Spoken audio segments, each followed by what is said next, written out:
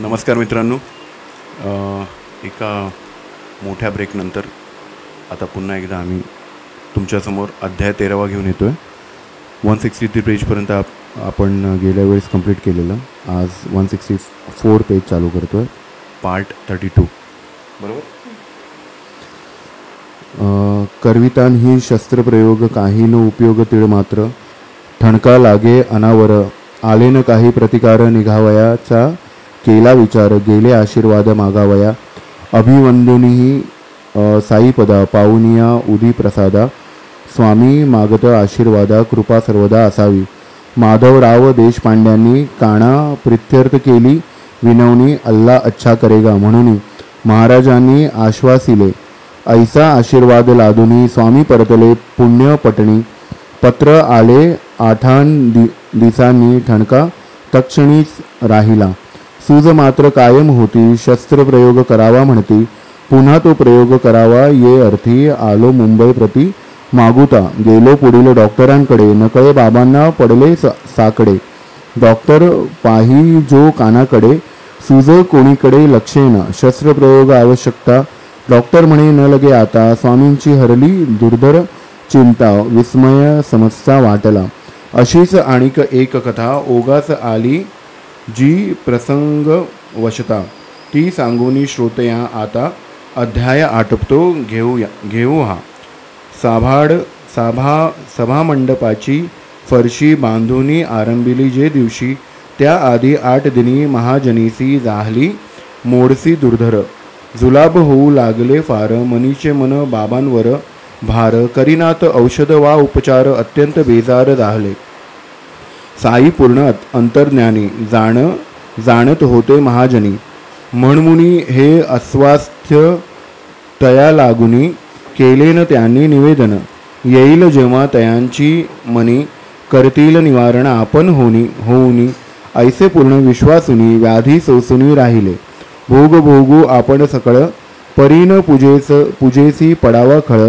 हीच एक इच्छा प्रबळ सर्व काळ काकांस, जुलाब कितींदा आणि केव्हा, प्रमाणातील झाले जेव्हा. चुकू नये आरती सेवा म्हणून तेव्हा काय, करीती तांब्या एक पाण्याने भरला, अंधारातही लागेल हाताला.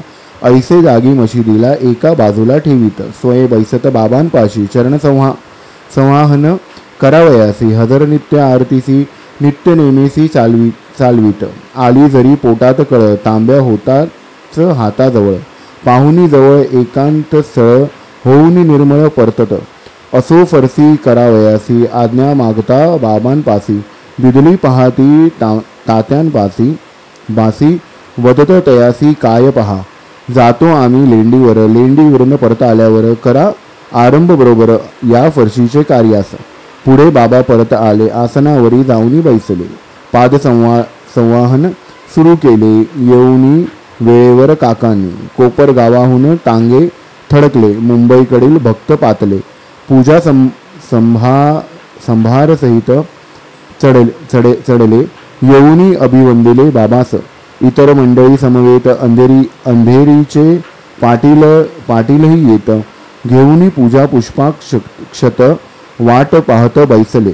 इतक्यात खाली पटांगणात रथ जे ते ठेवीत असत, कुदळ मारुनी बरोबर तेथ फरशीची सुरुवात झाली.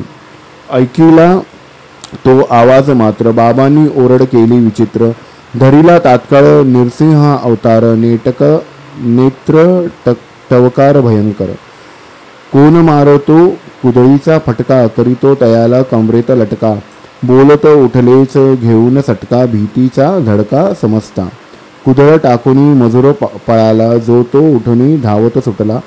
काकांचाही जीव दचकला, तो हातची धरीला बाबांनी. म्हणती जातोच कुठे, बैस खाली. इतक्यात तात्या लक्ष्मी आली, तयासी शिव्यांची लाखोली. मनसोक्त वाहिली बाबांनी. अंगणाबाहेर जी मंडळी तयासी शिवीगाळ केली. इतक्यात भाजल्या भुई मुगांची थैली, ओढूनी घेतली पडलेली. बाबा असतात त्वेषावेशी, पळाले जे भीतीने चौपाशी. एखाद्याची ती मशिदीशी, पिशवी असेल की पडलेली. दाणे असतील पक्का शेर, मूठ काढूनी बाहेर चोळूनी हातावर मारूनी फुंकर साफ करीत. मग ते स्वच्छ झालेले दाणे महाजनींकडून खावविणे, एकीकडेच शिव्याही देणे, एकीकडे चोळणे सुरूच. खाऊनी घे म्हणत म्हणत स्वच्छ दाणे हातावर ठेवीत. काही आपणही तोंडात टाकीत, बिश्वी संपित ये रीतीत. दाणे संपता म्हणती आण, पाणी लागली मज तहान. काका आणती झारी भरून, स्वये ते पिऊन मी म्हणती. सयते पिऊनी पी म्हणती. काका पिता तयास वदती, झाली जा तुझी बंद बृहती. नेले कुठे ते बामण म्हणती, या तयां प्रती घेऊन ये. असो पुढे मंडळी आली, मशिदीत पूर्वीप्रमाणे भरली. फरशीस पुन्हा सुरुवात झाली, मोडशी थांबली काकांची. जुलाबावर हे काय औषध, परी औषध ते संतांचा शब्द. देतील तो जो मानी प्रसाद, तयान अगद आणिक. हरदा शहरचे एक गृहस्थ, पोटशुळ व्याधिग्रस्त. 14 वर्षे झाले त्रस्त, उपाय समस्त झाले.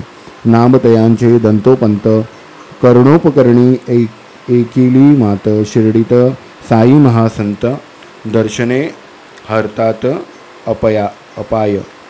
परिसुनिया ऐसी कीर्ती, गमन केली शिर्डी प्रति. चरण साईंचे माथा वंदिती, करुणा भाकिती तयाते. बाबा 14 वर्षे भरली, पोटशुळे पिच्छा पुरविली. पुरे आता परमावधी झाली, शक्ती न उरली भोगावया. केला न कोणाचा घातपात, अवमानिली न मायतात. नाठवे पूर्वजन्मीचे मात, जेणे हे होतात कष्ट मज. केवळ संत प्रेमावलोकन, संत प्रसाद आशीर्वचन. येणेच होय व्याधी निरसन. न लगे आन काहीही, तैसाच अनुभव दत्तो पंता. बाबांचं कर पडता माथा, विभूती आशीर्वाद लादता आराम चित्ता वाटला. मग महाराजांनी तयास ठेवून घेतली काही दिवस. हळूहळू पोटशुळाचा त्रास गेला विलयास समूळ. असो ऐसे हे महानुभाव, काय वानू मी तयांचा प्रभाव. परोपकृती हा नित्य स्वभाव, जया सद्भाव चराचरी. गाय जाता हे शब्दस्तोत्र, एकाहुनी एक विचित्र. आता पूर्णानुसंधान सूत्र, भीमाचरित्र चालवू. असो बाबा उदी मागविता, भीमाजीस थोडी देती. थोडी तयाच्या कपाळाला फासती, शिरी ठेवती निजहस्त. जावया बिराडी आज्ञा झाली, पाटील निघाले पाय चाली. गाडीपर्यंत आपुले पाऊली गेले, हुशारी वाटली. तेथून निर्दिष्ट जागीच जात स्थान जरी होते संकोचित, परी ते बाबांनी केले सूचित. हेच की महत्त्व तयाचे. चोपण्यांनी नवथर चोपिली, म्हणून जमीन होती ओली. तरी बाबांची आज्ञा मानली, सोयी लाविली तेथेच. गावात मिळती जागा सुखी, भीमाजीच्या बहुत ओळखी. परिस्थान जे आले बाबांचे मुखी, सोडून आणखी नव जाणे. तेथेच 2 पाथरीले गुण, वरी पसरुनिया अंतरुण. करुनिया स्वस्थ मन, केले शयन पाटलाने. तेच रात्री ऐसे वर्तले, भीमाजीस स्वप्न पडले.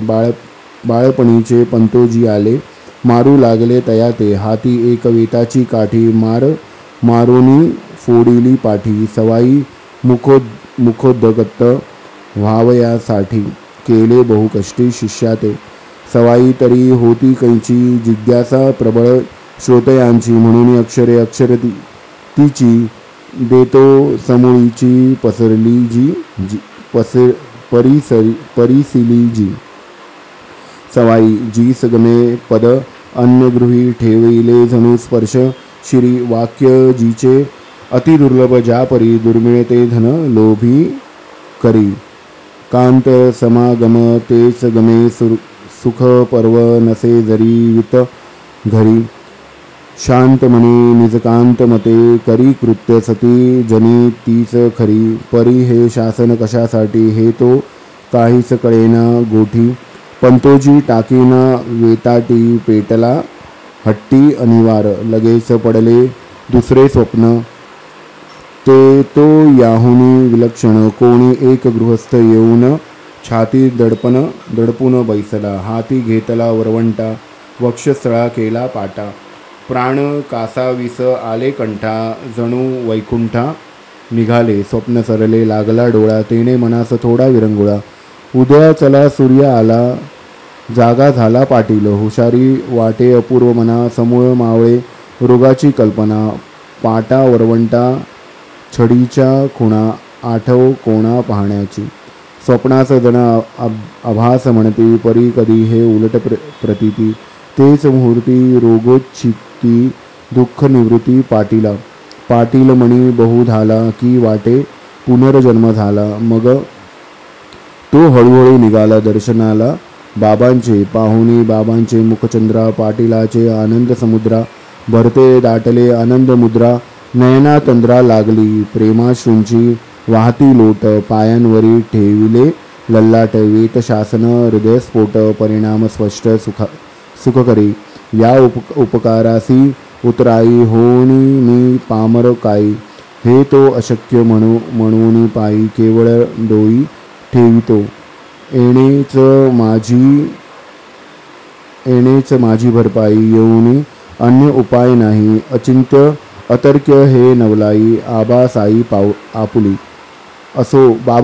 आपुली असो ऐसे ते पवाडे गात. पाटील महिना राहिले तेथ. पुढे नानांचे उपकार स्मरत होऊनी कृतार्थ परतले.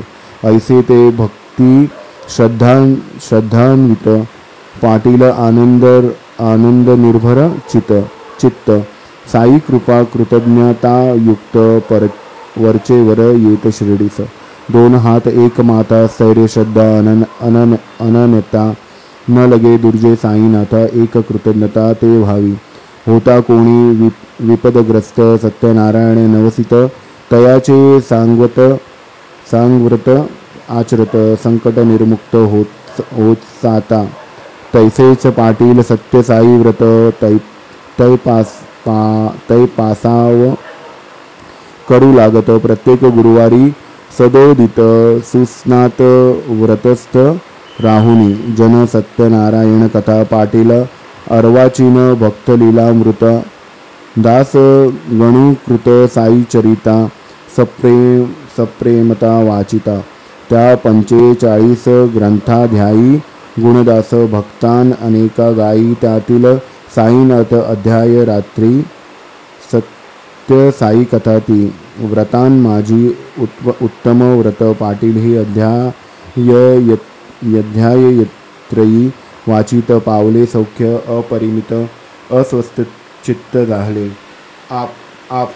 आप्त इष्ट बंधू समेत पाटील मिळवूनी सोयरे गोत. करी नेमे सत्य साई व्रत आनंद भरित मानसे. नैवेद्याची तीच सवाई मंगलोत्सव तैसाची पाही. तेने नारायणी येथे साई न्यून नाही उभयात्री. पाटीलाने घातला पाठ गावात पडला तोच परिपाठ. या सत्य साई व्रताचे पाठ लागोपाठ चालले. ऐसे हे संत कृपाळ प्राप्त होता उदय काळ. दर्शने हरती भवजंजाळ. काळ ही मागे परतविती. आता येऊनी पुढील कथा वर्णिल एकाची संतती चिंता. संतांची एकात्मता चमत्कार प्रकटेल. नांदेड शहराचा एक रहिवासी मोठा श्रीमंत जातीचा पारसी. मिळविल बाबांचे आशीर्वादासी पुत्र पोटासी येईल. मौली साहेब तेथील संत तयाची खूण बाबा पटवित. पारसी मग आनंदभरीत गेला परत निजग्रामा. अति प्रेमळ आहे कथा श्रोता परिसिजे स्वस्थ चित्ता. कळोनी येईल साईंची व्यापकता तैसीच वत्सलता तयाची. पंत हेमाड साईंसी शरण संता श्रोतया करीतो नमन. पुढील अध्यायी हे निरूपण सादर श्रवण कीजे. स्वस्ती श्री संत जन प्रेरित भक्त हेमाड पंत विरचित. श्री साई समर्थ चरित्र. श्री साई समर्थ चरिते भीमाजी क्षय निवारणम नाम त्रयोध्याय संपूर्णम. श्री साई सद्गुरु श्री सद्गुरू साईनाथार्पणमस्तु. शुभम भवतु. अनंत कोटी ब्रह्मांड नायक राजाधिराज योगीराज श्री सच्चिदानंद सद्गुरू साईनाथ महाराज की जय. आज आपण 13वा अध्याय पूर्ण केलेला आहे. आता पुढचा अध्याय आपला 14वा असणार आहे. पार्ट 33 पेज 171 पासून आता 170 पर्यंत आपण पूर्ण केलेलं आहे.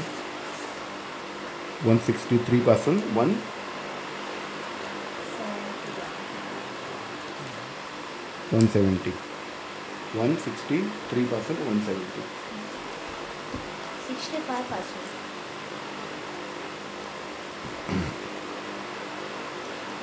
Now then it's good to pause in our pursuit of happiness and just be happy. Guillaume Apollinaire.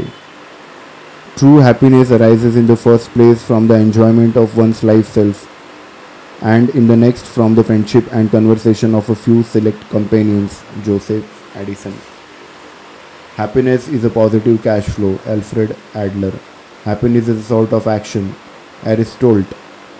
When one is happy, there is no time to be fatigued. Being happy engrosses the whole attention. Edward Frederick Benson. Celebrate the happiness that friends are always giving. Make every day a holiday and celebrate just living. Amanda Bradley. Happiness and virtue rest upon each other. The best are not only the happiest, but the happiest are usually the best. Edward Litton.